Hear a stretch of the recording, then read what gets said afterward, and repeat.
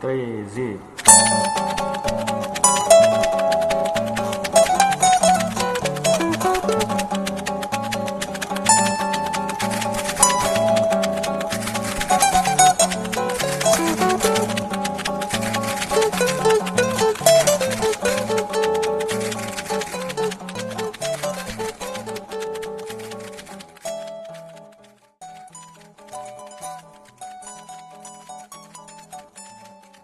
O cristianismo é uma tradição religiosa identificada como a religião do livro. São 3 as religiões do livro: o judaísmo com a Torá, o cristianismo com a Bíblia e o islamismo com o Alcorão. O cânon cristão, que chamamos de Bíblia, é um conjunto de livros e experiências humanas narradas a partir da vida, com os pés no chão e nas realidades humanas nesta terra que Deus nos deu. A Bíblia e a vida no mesmo lugar, no encontro possível entre o coração da humanidade, as experiências da vida, as vivências de fé e a essência divina, num colorido de danças circulares, nas diversidades de pessoas, de cordéis, de poesias, poemas, cantorias e de toda a criação. Este é o podcast Dedinho de Prosa, que surgiu como resultado de um grupo ecumênico interreligioso de aprofundamento bíblico-teológico em ambiente virtual. Podcast produzido e apresentado pela Coordenação Estadual do CEBI Goiás, com o apoio da Paróquia Anglicana São Felipe, na cidade de Goiânia, Goiás, comunidade de fé ligada à Diocese Anglicana de Brasília, Igreja Episcopal Anglicana do Brasil. Meu nome é Múria, eu faço parte do Centro de Estudos Bíblicos em Goiás. Também faço parte do Movimento de Adolescentes e Crianças, MAC, e integro a equipe do Centro de Documentação Dom Tomás Balduino, da Comissão Pastoral da Terra, CPT. Eu sou Isaías Torquato, reverendo anglicano, pároco da Paróquia Anglicana São Felipe, na cidade de Goiânia, estado de Goiás. Sou teólogo e cientista da religião. O encontro de facilitadoras e facilitadores da leitura popular da Bíblia acontece anualmente. Inicialmente, destinava-se apenas ao quadro de assessoras e assessores do CEBI. Porém, nos últimos anos, é aberto a lideranças de comunidades que têm caminhada de formação com o Centro de Estudos Bíblicos. Esse ano, o encontro foi assessorado pelo Rafael, da Direção Nacional do CEBI. Rafael refletiu conosco sobre as bases da profecia no livro do Deuteronômio.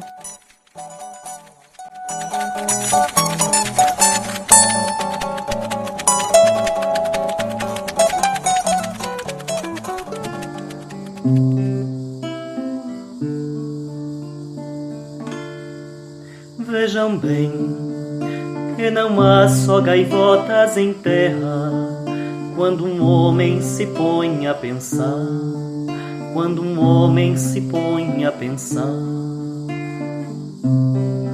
Quem lá vem dorme à noite ao relento na areia, dorme à noite ao relento do mar, dorme à noite ao relento do mar. E se houver uma praça de gente madura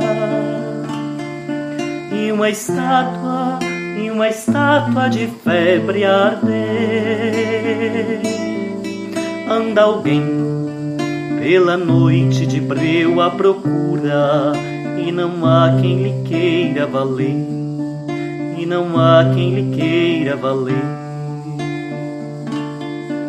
Vejam bem, daquele homem a fraca figura, desbravando os caminhos do pão, desbravando os caminhos do pão. E se houver uma praça de gente madura, ninguém vai levantá-la do chão, ninguém vai levantá-la do chão. Vejam bem que não há só gaivotas em terra quando um homem se põe a pensar. Quem lá vem dorme à noite ao relento na areia, dorme à noite ao relento do mar, dorme à noite ao relento do mar. Muito bem, Conseguiram trabalhar tudo? Qual a leitura que vocês fizeram? Tem se pergunta a pergunta? Aquilo que brotou ali na leitura desse conjunto de leis e, sobretudo, enfocando a questão da defesa da vida, do grupo 1, não é? A gente conversou muito em cima de algumas coisas que a gente notou de diferente, porque é uma versão dos 10 mandamentos que a gente tem lá no livro do Êxodo. É um paralelo com o Êxodo. Então, a gente viu algumas coisas interessantes. Por exemplo, a questão de não ter outros deuses diante de mim. Um Deus que vinga até a não sei quantas gerações. E é um povo que que sai da escravidão do Egito, que ali no versículo 6, eu sou Javé teu Deus, aquele que te fez sair do Egito. Lá para frente, fala dos escravos e das escravas que o povo tinha. Então, são todos esses pontos que, para nós, deu uma ideia de um texto que vai sendo composto ao longo do tempo, né? Talvez nasça na questão das tribos, na ética das tribos, pensando na centralidade da vida, mas que depois, ao longo do tempo, vai sendo relido. E com Josias aí se coloca essa questão da centralização em Javé, em detrimento das deusas, dos deuses. E é um texto que vai crescendo nesse sentido. E é tão importante, isso que o grupo vai descobrindo, que deveria, e a gente tem que imaginar que lá nos tempos antigos, os mais antigos ainda, devia ter uma listinha de mandamentos que não chega a ser 10. Conjunto de mandamentos e que deveria, de certa maneira, estar na preocupação primeira no combate ao empobrecimento. E no combate ao empobrecimento tinha lá um conjunto de leis que estavam ali na ordem do dia, que é a questão do matar, roubar, dar testemunho fraudulento e adulterar. Esses mandamentos, eles aparecem nas listas mais antigas. E qual é o entrelaçamento dessas leis? Não matar, não roubar, não adulterar e não dizer testemunho fraudulento. É que, de certa maneira, tudo isso estava atrelado a um projeto, que dentro daquela lógica de empobrecimento, estavam atrelados ao projeto de roubo de terra. Quando se roubava a terra do camponês, e ao fazer o camponês mais empobrecido, isso afetava e trazia presente adultério, roubo, morte e testemunho fraudulento. O camponês era levado na porta da cidade, é na porta da cidade que se promulgava a lei e que roubava a terra. Eram os grandes que roubavam as terras e, para roubar a terra, matava. E o adultério entrava nisso todo.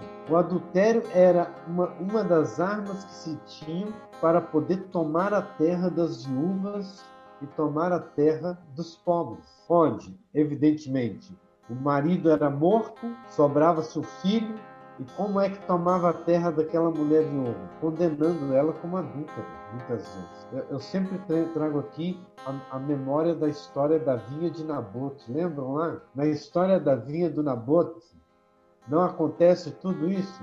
Adultério, testemunho falso, roubo e morte. E imagine que nesse contexto do 8º século, essas leis e essas questões estavam tão presentes. Mas por que eu estou dizendo isso? Porque quando a gente abre o texto de Oséias, capítulo 4, ele vai trazer esses mandamentos nessa ordem. Estão adulterando, estão jurando falso, estão roubando, estão matando, estão violentando. Quando a gente lê em Jeremias 7, a mesma coisa. O que é que diz? Não roubar, não matar, não adulterar, não jurar falso. Então, esses mandamentos eram os mandamentos que eram mais refletidos e mais utilizados lá nos tempos dos profetas. E quando vão pegar esses mandamentos e vão olhar para o conjunto da sociedade, eles vão construir essas famosas palavras, que o que aparece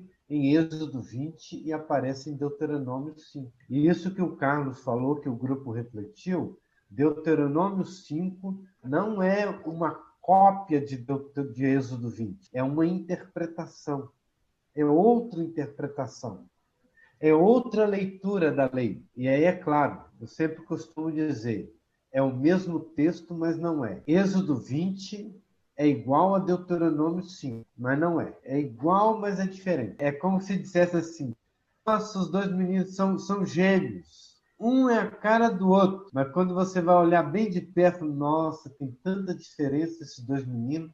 Então, tem tanta diferença Êxodo 20 com Deuteronômio 5. E a diferença primordial está na composição e como é que leem esses mandamentos. Uma questão quase que clássica na leitura desses 10 mandamentos é a questão da fraude, que está no segundo e no 8º mandamento. Em Êxodo 20, ele usa assim: não tomarás o nome de Javé teu Deus para fraude. E lá no capítulo 8, no 8º mandamento, vai dizer: não pronunciarás testemunho enganoso para mentira. Em Deuteronômio 5, o mesmo termo que ele usa para o 2º mandamento é o mesmo que ele usa para o 8º. Aí sabe como é que fica em Deuteronômio 5?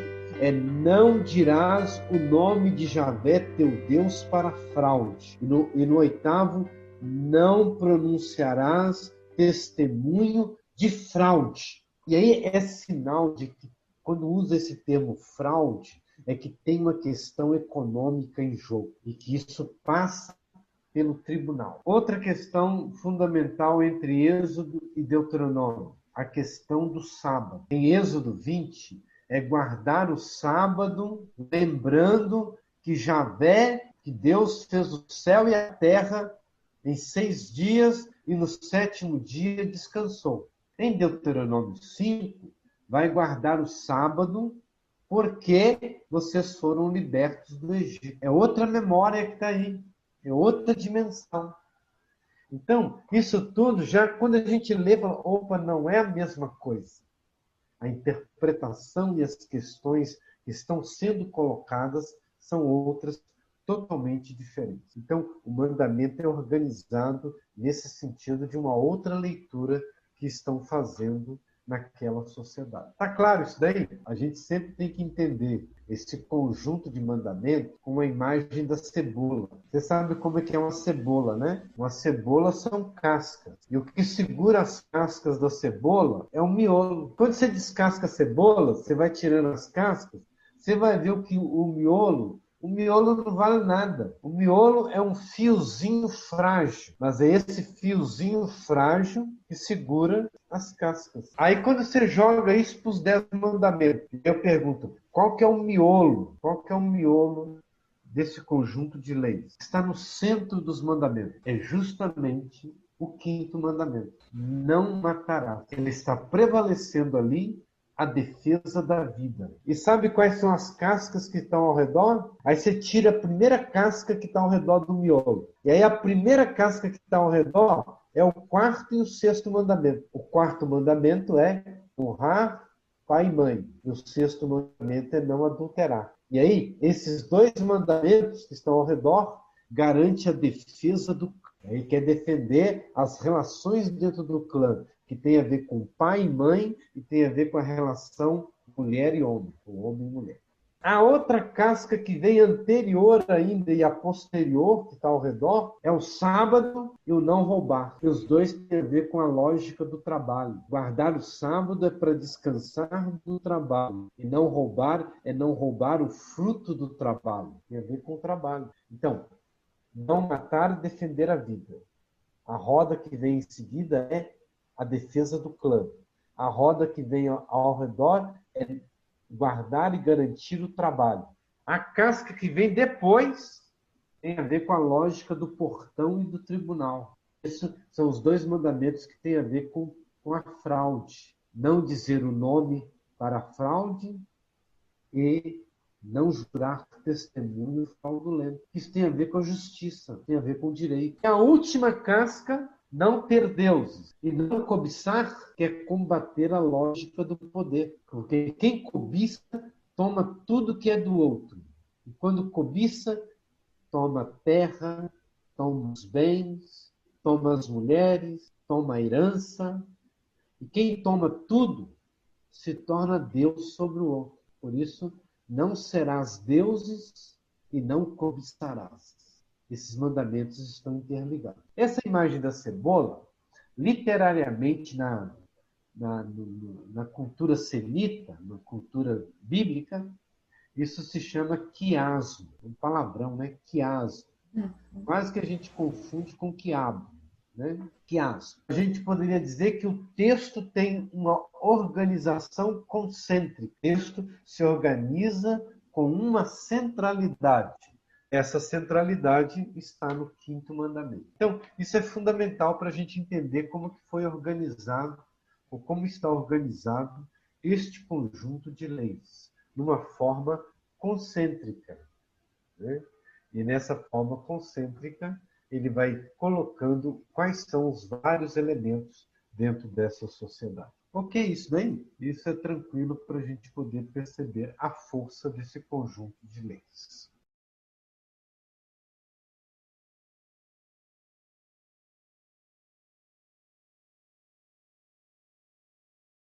Segundo grupo trabalhou as questões voltadas para a outra economia. O que vocês podem nos dizer? É o Douglas que vai falar? Então, tentando trazer aqui alguns elementos, né, do que nós conversamos no grupo e se adaptando e tentando construir essas interações, esse espaço virtual de diálogo desses tempos pandêmicos. Nós levantamos os seguintes elementos, né? Quando fala, por exemplo, a questão do dízimo, que aparece especialmente no primeiro texto, quando cita, né, a questão desse dízimo anual ou a cada 3 anos, e que esse dízimo sempre considerasse, né, os levitas, os órfãos, as viúvas, os migrantes, né, os desassistidos e marginalizados, digamos assim. Também foi levantada a questão de uma economia pautada na escravidão e na exploração versus, né, ideias, elementos que a gente consegue perceber, identificar de uma outra economia possível nos textos, né? Dando como exemplo, né? Entre na lavoura e colha o que quiser, mas também você não pode acumular excedentes, né? Não pode levar nada no cesto. Outro ponto, acabar com a fome como algo essencial, né? E a questão da alimentação, né? do ato de comer como um direito sagrado. E pensando nos dias de hoje, né? Se entrar no mercado e pegar algum alimento para matar a fome de si mesmo ou dos seus, da família, né, não deveria ser crime, né? A pessoa não deveria ir para a cadeia. Mas é justamente o contrário, né, do que a gente tem visto atualmente. Retomando o elemento anterior, né, quando fala, né, dessa recomendação, né, de que não se faça acúmulos, né, que ela parece ser contraditória. E ainda a gente trouxe um outro elemento que eu acho que é esse o nome, me corrijam se eu estiver falando errado, que seria a lei da respiga, né, presente também no livro de Ruth, para que não haja pobres e famintos. E será que essa lei, né, seria o que sobra, o que é o excedente, ou seria de fato uma partilha? E finalizando, algo que eu sempre trago comigo, né, especialmente quando a gente vai estudar Deuteronômio e a gente se depara com essas múltiplas leis que nos parecem ser contraditórias. Enfim, eu acho que a gente tem que sempre se questionar. Talvez até já tenha sido citado aqui. A gente sempre tem que se perguntar quando a gente se depara com essa lei, né? É a favor da vida ou não? E é isso. Muito bem, Douglas. É importante, dentro dessa questão que o grupo coloca, que a gente se depara quando lê esses textos, que é tão presente na vida agrária em Israel. E que isso foi num crescendo. E como que a mudança do sistema político-econômico foi destruindo as leis mais antigas, né? Ou o costume mais antigo. Então, o costume mais antigo era esse. Você está com fome? Você não tem o que comer? Você pode entrar na plantação do vizinho e comer. Por quê? O que se deve garantir na sociedade é que ninguém passe fome. E na vida clânica, na vida da plantação, pronto, tudo é livre. E aí você pode entrar no campo, na seara, na plantação, e você pode comer. Você não pode levar, você não pode roubar, você não pode meter a foice, você não pode colocar no vaso. Então, é essa lei que é garantir que você tem o direito de comer, mas não pode roubar, né? Dentro dessa economia. Ao mesmo tempo que quando vai mudando a sociedade, isso vira para a lei do restolho, a lei da respiga. E o que era a lei da respiga lá na sociedade clânica? Eu não tenho terra para plantar, eu não tenho plantação, eu não tenho comida, eu posso ir na colheita e entrar e esperar entrar na colheita, porque o que ficou no pé é dos pobres. O que ficou no pé. Essa era a mais antiga lei da respiga. Então, por isso você não vai sacudir a oliveira, você não vai voltar a rebuscar, porque aquilo é do órfão, da viúva e do migrante. Só que com o passar do tempo, a sociedade vai mudando, e aí o que virou o restolho? A respiga. Você vai para respigar o que caiu no chão. E o que caiu no chão é o que não presta, é o que não se quer. Então, quando a gente lê, vocês lembraram muito bem a novela de Ruth. Quando nós temos lá na novela de Ruth, a sociedade já é tão complexa que os donos da plantação têm até chefes de plantação que vão ficar observando. Então, tem os trabalhadores, tem que colher tudo. Ou seja, o que não presta, joga no chão. Que vai se levar, e vai colher, e vai guardar, e vai recolher o que presta. O que não presta, joga no chão. Isso que joga no chão é para os pobres. E aí a Ruth está lá esperando, como outros pobres, para poder respigar. E quando ela está lá respigando, o Boaz vê aquela jovem e vai falar para o chefe do trabalho, da colheita, perguntar de quem que ela é. De quem é essa jovem? Aí ele vai dizer quem ela é, e aí ele vai dizer, olha, fala para os servos deixar cair espigas boas para que ela volte amanhã. Então, ele só vai deixar cair espiga boa com o interesse da Ruth voltar. Mas se a Ruth não tivesse dentro do que é o desejo do Boaz, ela não ia voltar no outro dia, porque ela não ia ter espigas boas para levar. Porque ela enquadrava entre aqueles pobres que estão lá catando e fazendo respiga. Então, essa dimensão que está aí, dentro da historinha da Ruth. Mas isso, nós já estamos muito tempo avançado na sociedade. E aí aquela lei lá antiga já não é lembrada mais. Qual outro momento mais tarde é lembrado dessa lei? Vocês lembram? Depois da novela de Ruth, qual outro momento esse texto é lembrado? Eu acho, Rafael, não sei, se é aquele tapa na cara que Jesus leva, que até os cachorrinhos podiam comer das migalhas. Não. Assim, está citando essa coisa do... Está nos evangelhos mesmo, está em Jesus. Quando os discípulos estão passando pelo caminho e vão colher espigas com as mãos, vão reclamar com Jesus, e Jesus, ali, o Evangelho coloca como referência o Davi, que entra lá no templo e vai comer os pães da proposição. Mas, no fundo, a base dessa questão está em Deuteronômio. Os discípulos estão fazendo o mesmo que manda Deuteronômio 23. Eles estão no campo, estão pegando espigas com a mão, eles estão fazendo valer essa lei, a lei de poder entrar e comer. E é claro e evidente, né, que no fundo, quando a gente sempre diz que Deuteronômio é muito citado no Novo Testamento, ele é muito citado. E até mesmo quando ele não é citado, está ali a base da lei. E essa lei, para poder garantir a produção da partilha, e a produção do direito, o direito do pobre comer.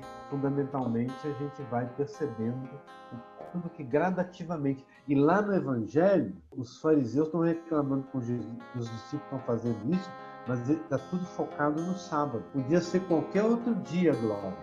mas para eles o problema era o sábado. Ó, veja que estão fazendo que não é permitido no sábado. Ó, então, imagine se fosse outro dia. Ali estão focalizando na discussão do sábado. Mas a grande questão é que que eles estão com fome e eles precisam comer e eles estão passando no campo o direito que é permitido de recolher espigas. E aí os fariseus estão lendo isso como trabalho, né? E é claro e evidentemente que aí não está focado na questão do trabalho, está focado no direito de comer. Mas é interessante isso tudo quando a gente vai ver a lógica da partilha e o direito dos pobres. Por último, aquilo que o grupo colocou sobre a lei do dízimo, a lei daqui do dízimo voltado para a colheita, tem uma coisa interessante na base dessa lei em Deuteronômio. Vai se cobrar e vai levar a oferta do dízimo e todos vão comer. Todos vão comer. Não é uma oferta para o templo, é uma oferta para todos que vão estar lá, comer e partilhar. Isso era o dízimo, a lógica da partilha.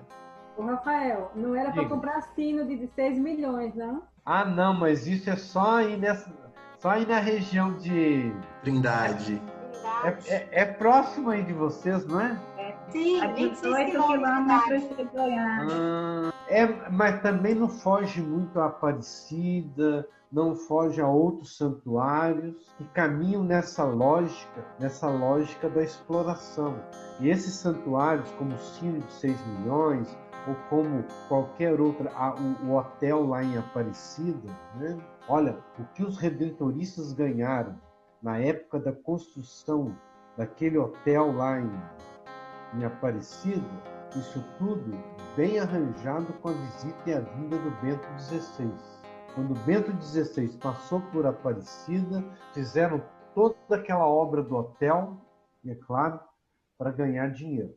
E evidentemente, ganhar dinheiro e é mais um shopping da fé. E quando a gente vai ver toda essa dinheirama toda aí no Pai Eterno, mas isso não vai longe do Templo de Salomão, lá na Moca, em São Paulo, ou você vai em outros templos aí que estão espalhados.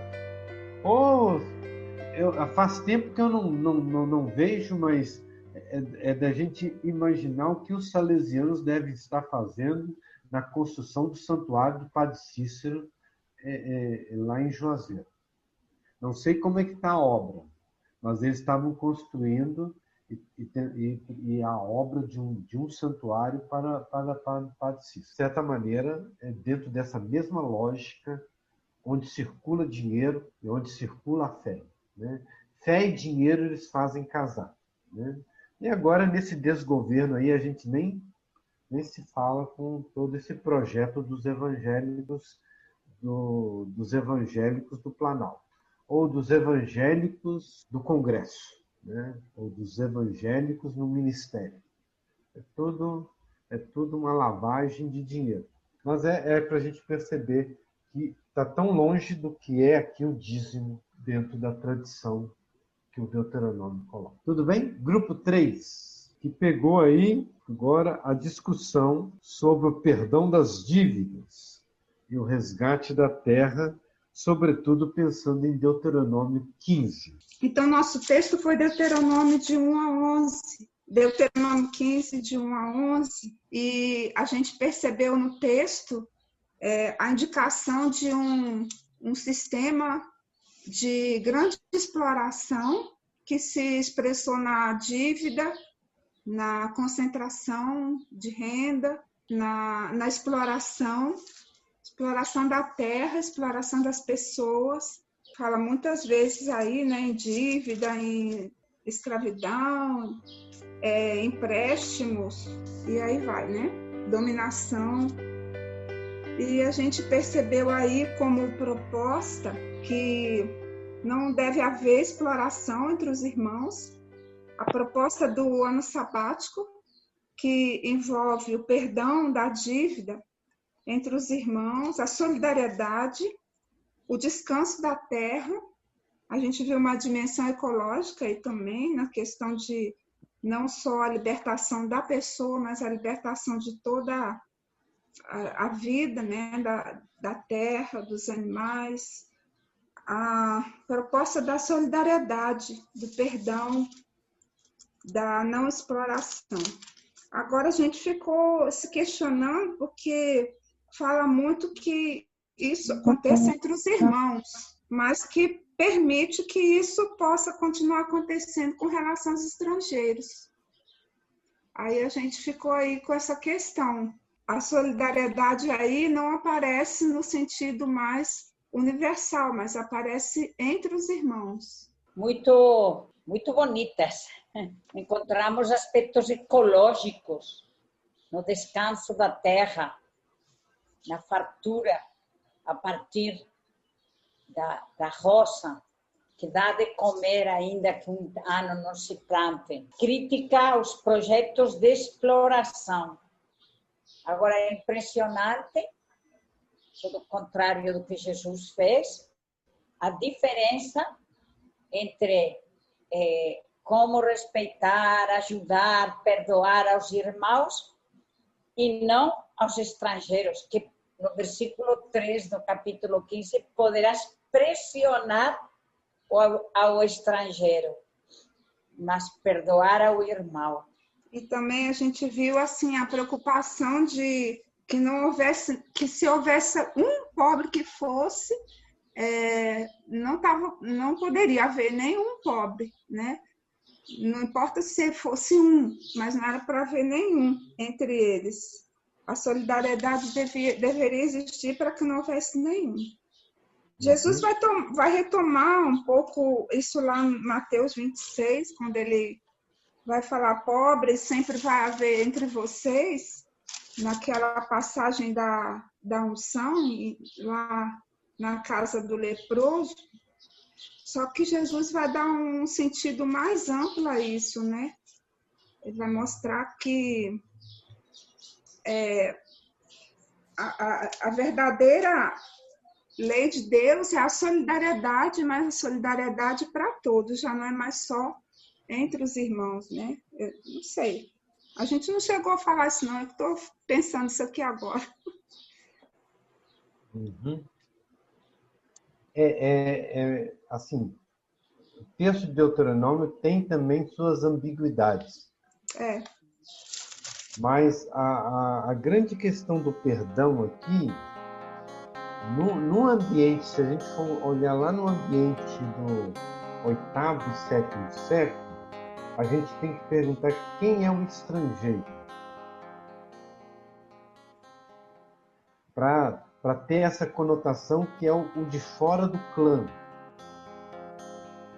Naquela sociedade, quem representava fora do clã, e que está totalmente fora dentro da lógica clânico-tribal, é justamente o que vem roubar e tirar, que é a dimensão da cidade,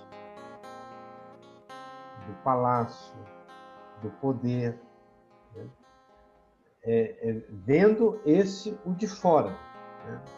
Mas se a gente for considerar que mesmo assim o texto é carregado de ambiguidade quando ele vai sendo lido, isso vai carregar num aspecto que a interpretação posterior a isso vai ser carregada de exclusão ao outro que é diferente, de exclusão à mulher, de exclusão a quem é de fora, né? Então, é claro que lá nos ambientes, provavelmente, ele está falando numa dimensão do conflito social que havia entre o clã e a vida tribal com a cidade, que não tinha nada de tribal e que só roubava e explorava. Porque é a cidade que traz e impõe sobre o clã a lógica de dívida. Se no clã não tem e não segue a lógica do poder que se impõe, ela não trabalha, não tem essa dimensão nem de dívida nem de empréstimo. Se ela vai viver as bases da sua lei clânica.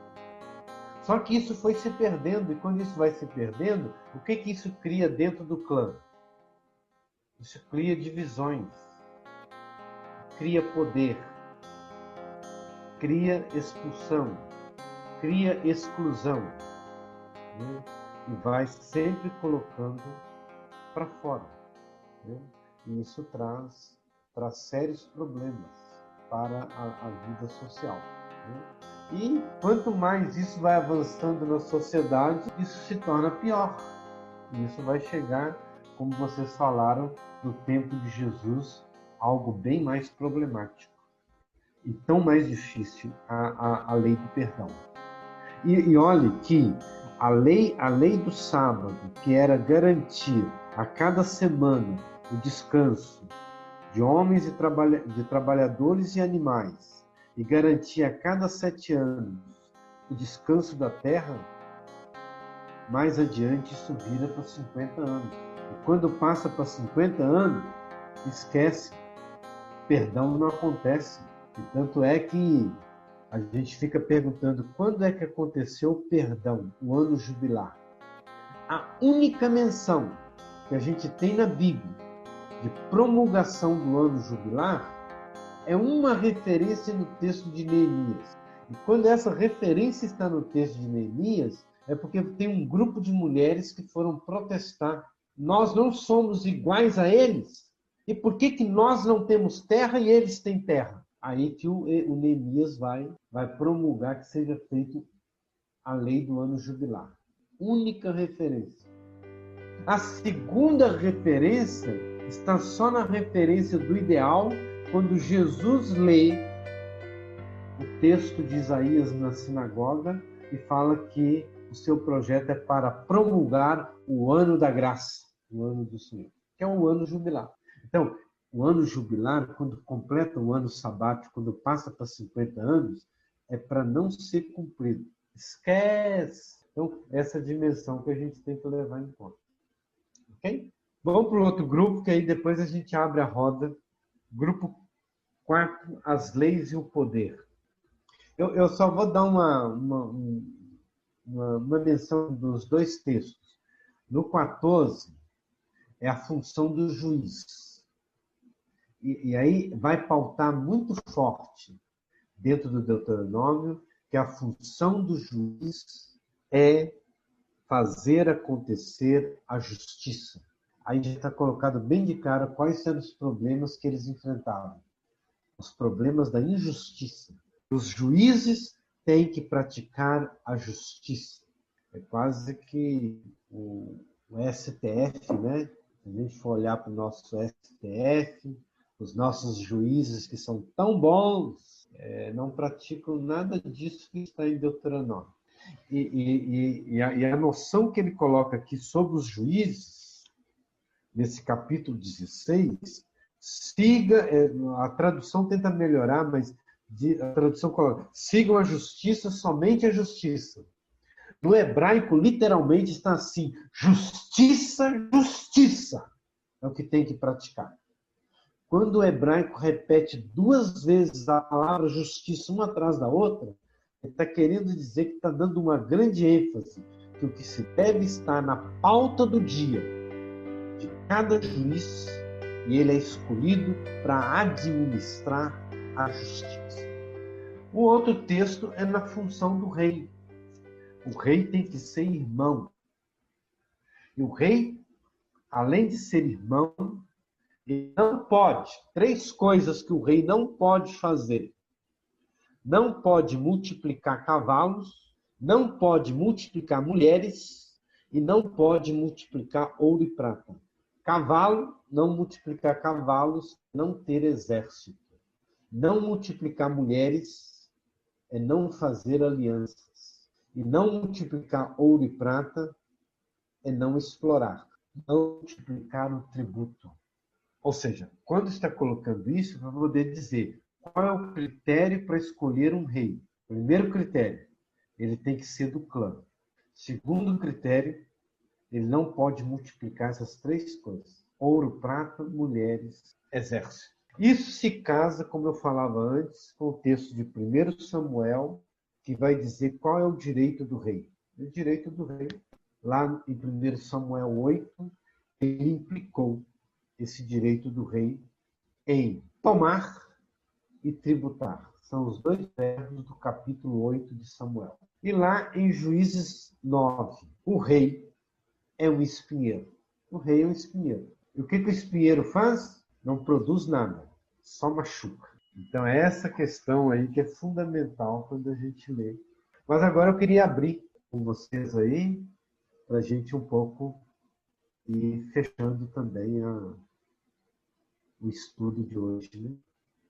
E é claro, o PowerPoint aí tem mais outros roteiros, tem os livrinhos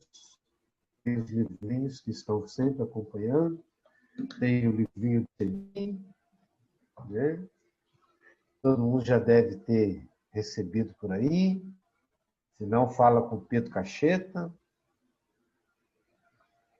E o que saiu pela Paulus, junto com o Dietrich, em busca da palavra de Deus. Mas, então, agora aberto aí para vocês os comentários finais. Eu tenho uma perguntinha a mais, Rafael, rapidinho. Quando ele vai trazer essa coisa da respiga, das pessoas poderem entrar nos campos e comer e saciar a fome e tudo, isso já é uma, assim, porque aos nossos olhos hoje parece muito assistencialista. Você vai ali e dá o prato de comida para alguém, ou então dá um dinheirinho e mata a fome e pronto. A gente ficava se perguntando assim, se para aquele contexto da época, de uma sociedade que vinha de escravidão, que ainda tinha essa coisa da corvéia, da servidão, se isso ali já era um grande feito se conseguisse se fazer, garantir esse direito ao mínimo básico para todo mundo, porque às vezes a gente ficou também se perguntando se o grande passo de romper com a escravidão, de romper com a servidão e abrir o direito à comida, abrir o direito à sobrevivência, se o grande passo hoje não fosse um pouco mais do que só fazer assistencialismo. Sabe, Pedro, eu costumo sempre refletir que, como esses textos estão muito marcados pela profecia, a grande questão aqui é que a sociedade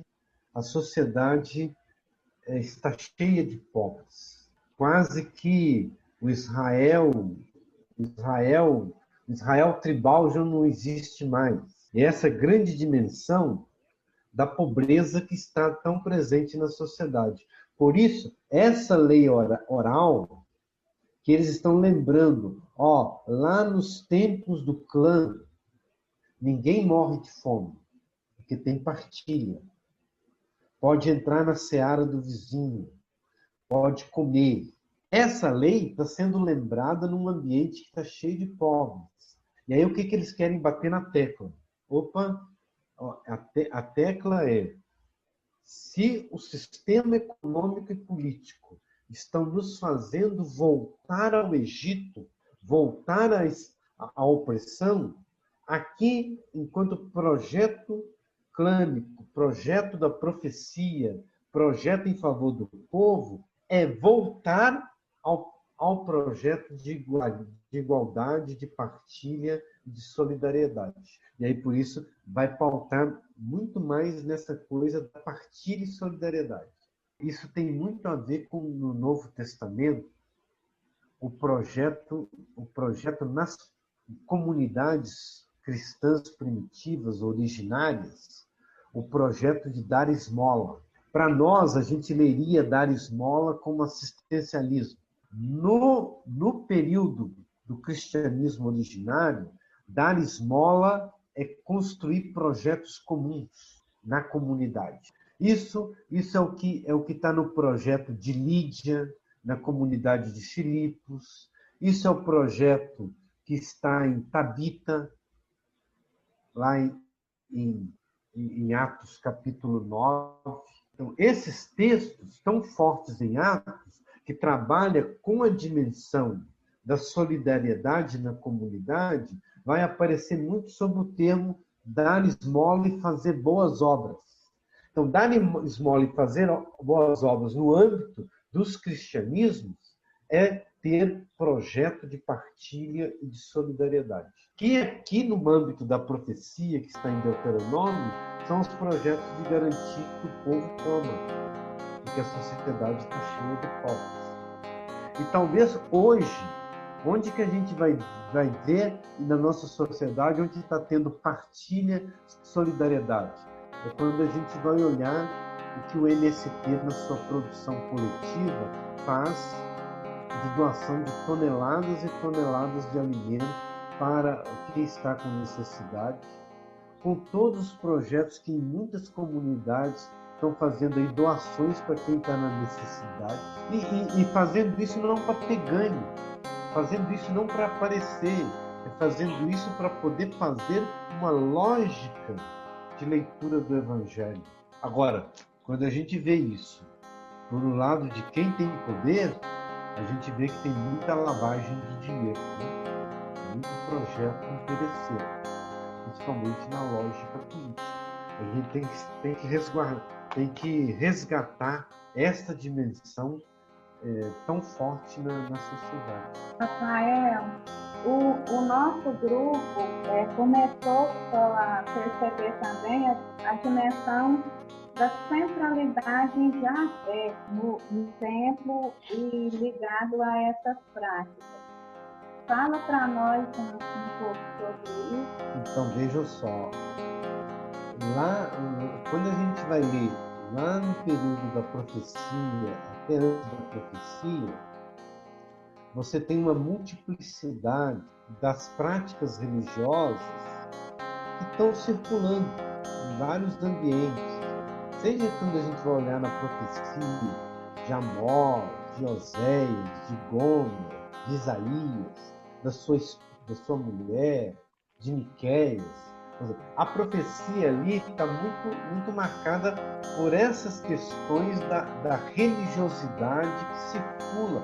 O grande problema é que esses textos do Deuteronômio, na sua construção literária, eles vão receber muita manipulação e as marcas dos grupos que vão pautar três coisas.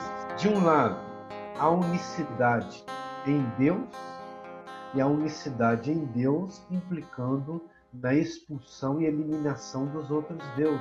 Segundo, marcado pela defesa do templo, uma lógica da imposição do sacrifício. E terceiro, a exclusão da dimensão profética e levítica para fazer aparecer o poder e a figura do sacerdote. Então, do lado dessa dimensão que vai fechar em Javé, Deus único, está o poder do sacerdote e o poder do templo, que faz desaparecer o quê? Os outros deuses, a religiosidade popular, faz desaparecer a profecia. E fundamentalmente, na dimensão religiosa, o levitismo. Esses dois quadros em oposição. E quando a gente vai perceber isso no texto, vai dizer, opa, aqui está a manipulação dos grupos que fecharam o Deuteronômio, que costuraram o Deuteronômio. Ainda tem também a expulsão das deusas, né? As deusas também foram expulsas. Isso, as deusas. Asherá, Anat, Shaddai, tantas outras. E isso que está no Deuteronômio vai ser tão forte que eles vão marcar isso na leitura, e quase que quando a gente vai fazer alguma referência ao Deuteronômio, é fazer a referência a essa dinâmica da expulsão dos outros deuses, da expulsão do diferente, da expulsão do estrangeiro e da dominação. E a gente deixa de lado e essas leis quase que vão desaparecendo. É quase que aquele retalho que é precioso dentro do Deuteronômio que a gente não enxerga mais, né? Passa a enxergar as defesas do templo. Mais alguém? No nosso grupo, a gente falava também, o Carlos falava, né, que o dízimo era dado a Deus, mas eram as pessoas que comiam, numa festa, né? Não era para o templo, não era para o templo não, né? Não era acumulado, mas era partilhado e comido. Isso. numa festa. É a partilha. O dízimo implica em partilha, né? Agora, vocês já viram alguém que vai defender pastoral do dízimo nas igrejas usando esse texto? Não. Vai usar Malaquias, vai usar outros textos bem posteriores para poder reforçar pagamento. Não cabe aqui Deuteronômio, esse texto de Deuteronômio 14, e principalmente o dízimo voltado para os vulneráveis na sociedade, ok? Só um detalhezinho, os 3 livros lançados esse ano, então, o primeiro, As Leis a Serviço da Vida, autoria só do Rafael, Em Busca da Palavra de Deus, Rafael junto com Dietrich, e o Revelar o Amor de Deus, que é Frei Carlos Corufino. Os 2 primeiros são de aprofundamento, o terceiro é de círculos bíblicos, ali dentro da coleção do Palavra na Vida. Gente, se alguém não tiver mais nada para dizer, Rafael, você fecha e a gente vai para as considerações finais, para a oração final. Tá bom. A Glória quer falar. Ainda a gente falava no grupo que a chave para viver a nova sociedade é não esquecer o passado, né? Que a memória é perigosa, é revolucionária. E essa dimensão que é importante, o Deuteronômio tem que ser visto, por mais que tenha tanta reformulação, mas tem que ser visto como um retrovisor, assim como toda a Bíblia também. Ajudar a gente a ler o passado, interpretar o presente, para poder construir uma manhã melhor. E é essa a função, né? Isso é a perspectiva. Agora, é claro que isso tudo, a gente vai ter que, ao olhar o passado, ver os problemas que também tem lá no passado, para poder não repetir os problemas no hoje, mas é que aquilo que a gente carrega de lá para consertar e provocar mudança nos problemas que estamos vivendo. Então, essas são as grandes lições que a gente vai aprendendo de ler esses textos, né? E de interpretar. E talvez um dos grandes problemas é que muitas vezes esses textos vão ser usados de maneira fundamentalista e vão fomentar intolerância e violência.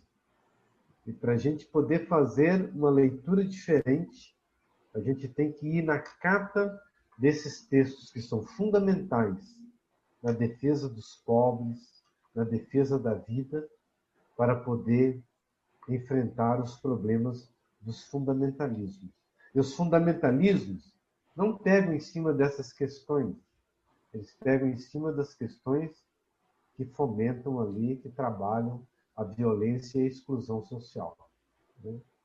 E, de certa maneira, a gente tem que sempre, ao ler esses textos, fazer essa provocação.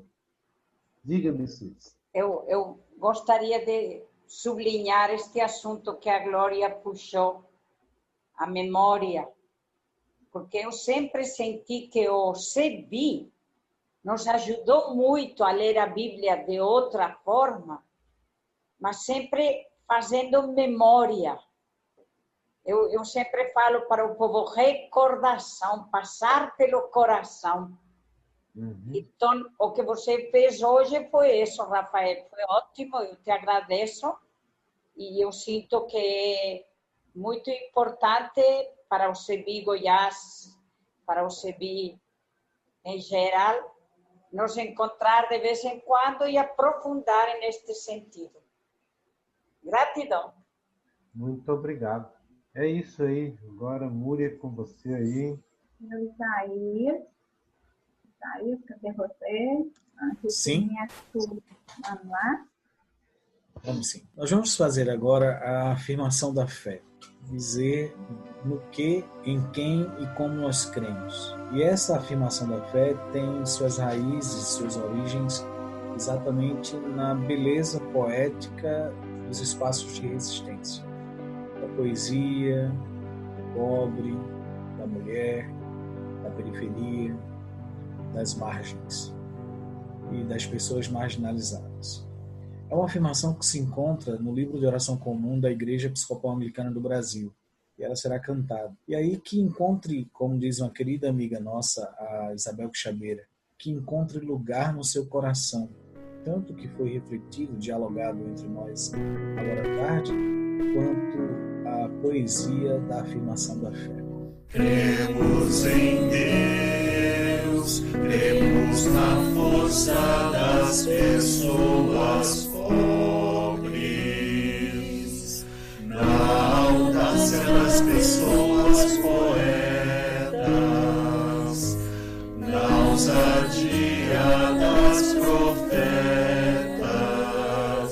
na inspiração das artistas.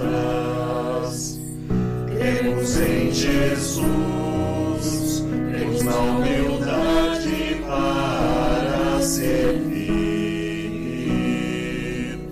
na coragem de transformar, na alegria de celebrar, no respeito às diferenças, no pão para toda a mesa, no conforto para toda tristeza. Cremos no Espírito, cremos na esperança de recomeçar, na beleza do gesto solidário, na justiça para toda a opressão, na compaixão diante da dor, no amor, dádiva divina humana, no amor, dádiva divina humana.